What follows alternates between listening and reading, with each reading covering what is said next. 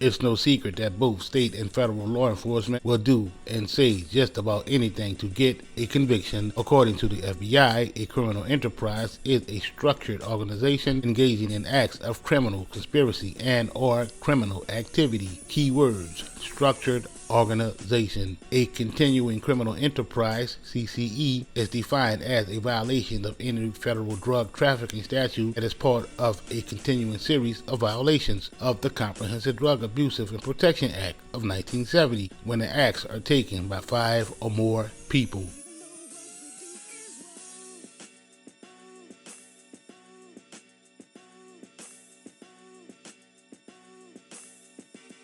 If you're charged with this crime, federal prosecutors must first establish these critical elements. You were involved in a drug trafficking operation. The operation violated one or more federal drug laws identified under Subchapter 1 or Subchapter 2, Title 21, Chapter 13. You supervised at least 5 other people who were also involved in this operation. You must have been a manager, organizer, or supervisor of the continued operation. You must have acquired substantial income or resources due to the drug violations. If even one of the 5 is not proven, you cannot be charged with a CCE. This isn't always the case in a court of law, as they can and will move the goalposts to fit their narrative, as what would be the case with one of the biggest criminal cases in the city of New Orleans, the Telly Hankton trial. The Hanktons are a big family that have deeply entrenched roots in the uptown area of New Orleans, to be more exact, the Josephine neighborhood.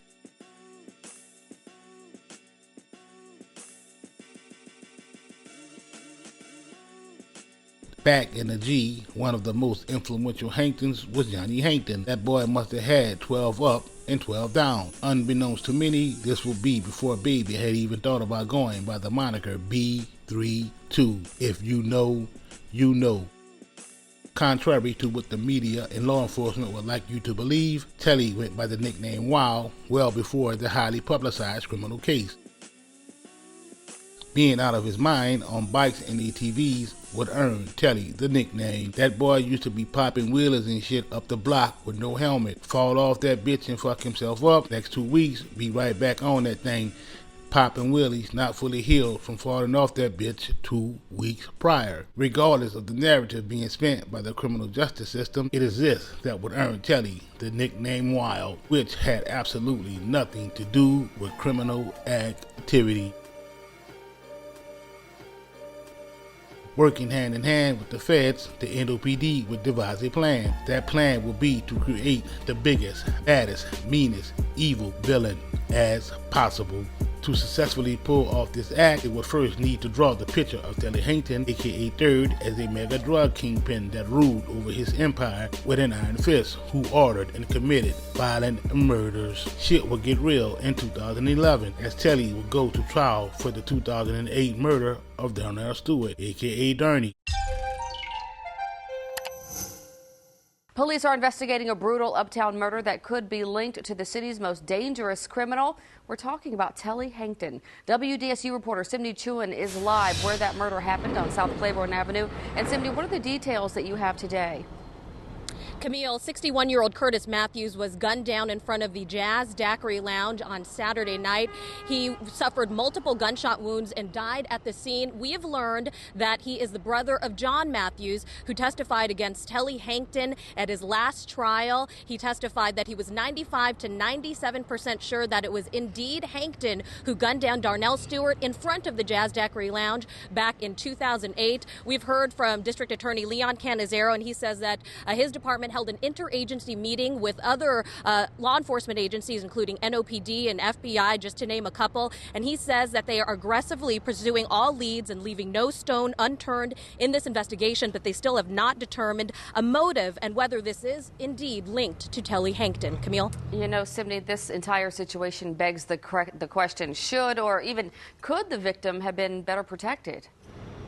Well, first of all, we should probably note that witness protection, as most people understand, and at the federal level, is when people get these new identities and they are relocated out of state. Well, what happens here at the state level is something very different.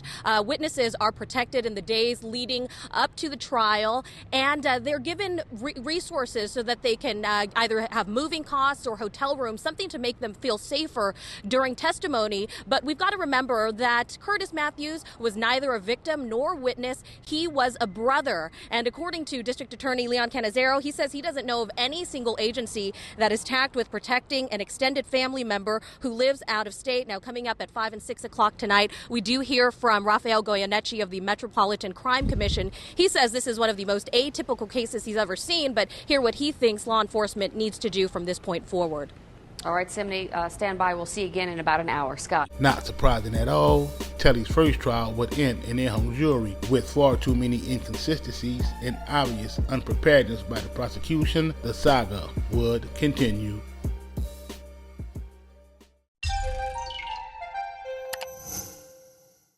We can't let a rich, powerful street thug intimidate the whole justice system.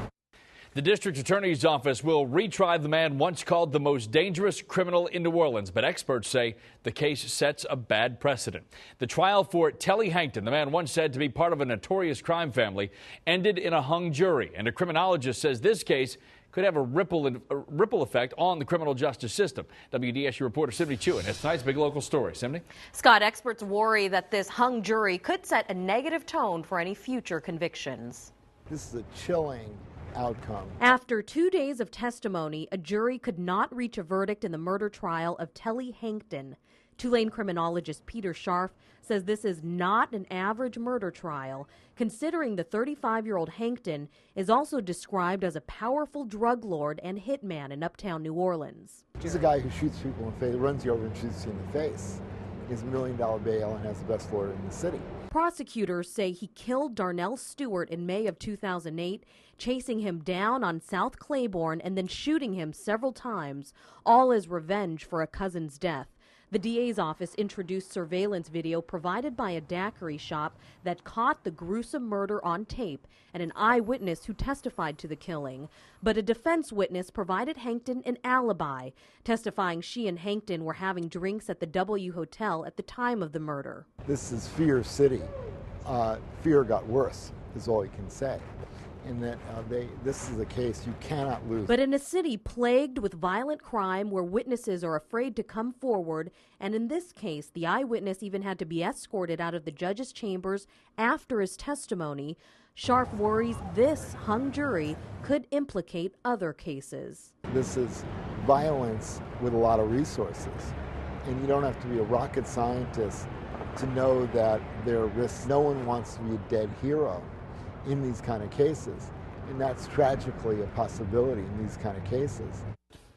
Hankton is set to stand trial in September for the June 2009 killing of Jesse Reed, which prosecutors say was also a revenge killing. Hassan Williams, an eyewitness to that murder, was killed 2 weeks later. Police say the same gun was used in both deaths. Hankton was behind bars at the time. Scott? Well, despite the upset in this case, the district attorney says his office landed 8 other murder convictions in the past week.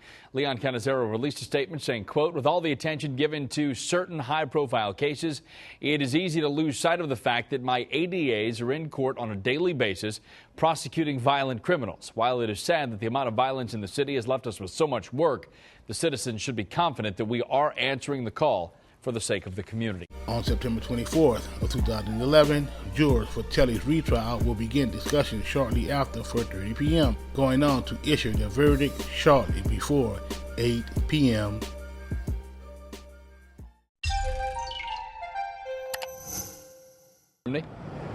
Now, you may remember Hankton's first trial ended with a hung jury, and a mistrial was later declared. This was back in July. 2 women provided alibi testimony, and they were later arrested for perjury. Well, this time around, there were no alibi witnesses, and it took the jury about 3.5 hours to deliberate, convicting Hankton 10-2. After 3 days of testimony, the jury handed down a guilty verdict in the murder trial of Telly Hankton for the May 2008 murder of Darnell Stewart. I believe that he is not guilty. How are you feeling right now?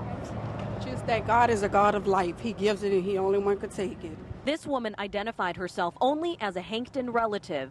Meanwhile, the prosecutors who secured a conviction against the man once called the most dangerous criminal in New Orleans had no comment. Instead, District Attorney Leon Canizero says his office is gratified by the verdict, but says there is still much more work to do. Several years now, and there's still a lot of violence that's going on in this community. So his removal from that uptown area has really not stopped the violence. We're going to take him off the streets for the rest of his life, but there are other people out there. Legal analyst Robert Jenkins says the turning point of the trial likely came during emotional eyewitness testimony in which one man tearfully recounted seeing Hankton shoot Stewart at least 10 times outside of the Jazz Daiquiri Lounge on South Claiborne. But also, as you remember, the defense does not have to do anything. They don't have to put on a defense. But in this particular case, there was really not much to defense that they could put on because you had two eyewitnesses. One was 97%, the other one was saying he was right on, and the state took their time and put on a very good case. Meanwhile, Canizero says this conviction is not the end, as his office still has 200 murder cases to try. We're going to go out and we're going to continue to work. If you go out and commit a violent act, we're going to go after you, and we're going to go after you as aggressively as we can because this has got to stop. Now, this verdict came down amid much drama outside of the courtroom. The DA's office says a family member of Telly Hankton tried to pose as a juror and sneak into the courtroom just yesterday. The same woman, according to the DA's office, also was taken out of the courtroom for allegedly making hand gestures to the jury. She faces at least one municipal misdemeanor charge at this time. On your side live at criminal court, Simney Chuen, WDSU News. All right, Simney, and we heard the DA say that he will be off the streets for the rest of his life. When will Hankton actually be sentenced here? Sentencing scheduled to take place on Thursday. He receives a mandatory life sentence, as is under Louisiana state law, for a second-degree murder charge. However, his defense attorney, Robert Glass, says he vows to appeal this verdict. But the legal analyst we spoke to tonight, Robert Jenkins, says he thinks that this verdict will stand on appeal. All right, Simney Chuen live at criminal court. Thanks. On June 19th of 2014, a federal grand jury in the Eastern District of Louisiana would indict Telly, Andre Hankton, Walter Porter, Kevin Jackson, and 9 others for violations of the Racketeer Influence and Corrupt Organizations Act, aka RICO, the Federal Controlled Substance Act, the Federal Gun Control Act, and the Violent Crimes in Aid of Racketeering Act, and a 24-count indictment accusing them of running a violent drug ring that had been in business since at least 1996. A man once described as one of New Orleans' most dangerous criminals is now the center of a federal indictment. But the feds didn't stop with 36-year-old Telly Hankton. 12 of his family members and alleged associates were charged today in connection with a violent drug ring. WDSU reporter Gina Swanson is live in our studio with a breakdown of the charges. Gina? Norman, this 22-count indictment has charges that range from money laundering to murder. We went to the neighborhood where the Hanktons live to get reaction from the family to today's charges. In the 1900 block of Josephine Street, just about everyone is family. The Hankton family, labeled by law enforcement as a violent drug trafficking organization, but Hankton family members and neighbors say that characterization is both unfair and untrue. Don't listen to everything the media has to say, because the media don't know. If you was around the Hankton family, you will know them, and everything is not the truth. Still, in an early morning sweep, federal agents rounded up Shirley Hankton and others related to or associated with the family. Shirley Hankton is a wonderful woman, a wonderful grandmother. In all, 13 people have been named in this federal indictment with charges ranging from conspiracy and money laundering to drug dealing and murder. The government says Telly Hankton is the leader of the group. Investigators allege the criminal activity dates back more than 15 years, spans 2 states, and includes 4 killings, 2 of which happened here at the Jazz Daiquiri Lounge on Claiborne. It looks like they've done their homework, because when you read it, they just didn't make the stuff. They got people, they probably got wiretaps alleging all of this, so it's going to be pretty difficult on the defense in a case like this. The government claims the organization frequently purchased and sold crack cocaine, heroin, and marijuana, and used fear, intimidation, and violence to carry out the criminal activity. But back in the 1900 block of Josephine Street, Hankton relatives say the reputation associated with the family is inescapable. But for this mother, she says no one will ever know what it's like to raise a teenage son in the city with the last name Hankton. And the officer told him, he won't make it to C-21. How could you characterize my child like that? Now, we should also mention that 5 of the defendants in this case are named in the murder charges. It's not clear at this point whether or not the government will seek the death penalty in this case. Norman. All right, Gina. This is a superseding indictment on top of state charges already filed. Meanwhile, U.S. Attorney Jim Letton weighed in on today's indictments with the following statement, quote, "Today, as a result of the outstanding work of the men and women of federal law enforcement and our partners in the New Orleans Police Department and the District Attorney's Office, yet another powerful blow has been made against an organization whose members are alleged to have committed murder and violence against our community." 5 of the men, Telly Hankton, Thomas Hankton, a.k.a. Squirt, Andre Hankton, Walter Porter, a.k.a. Earth, were all charged in 4 specific homicides and were facing the death penalty.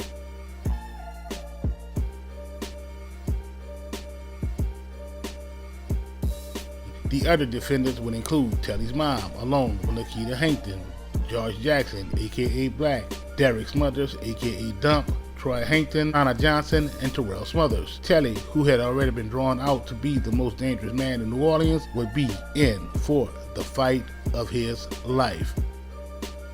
In typical Louisiana criminal justice system fashion, the federal prosecutors will fail to turn over evidence of coercion among witnesses in the trial and knowingly allow several of them to lie on the stand. Spade worked testimony during the trial and evidence that turned up in a separate prosecution for Earth showed prosecutors with U.S. District Attorney Kenneth Polite's office had skirted the law. Prosecutors would also fail to disclose a jail phone call between another witness, the wife of Gerard Howard, and her jailed brother, in which they discussed his efforts to get close to Telly and OPP with the aims of developing critical information from Third. Also left undisclosed or revealed too late were documents in a jailhouse cell phone call involving Washington McCaskill, aka Big Walsh, an admitted member of 3G. The trip part is, Walsh was neither charged nor a witness in Telly's case. The government had an obligation to correct the perjury to the jury, but never did. Prosecutors would also withhold FBI interviews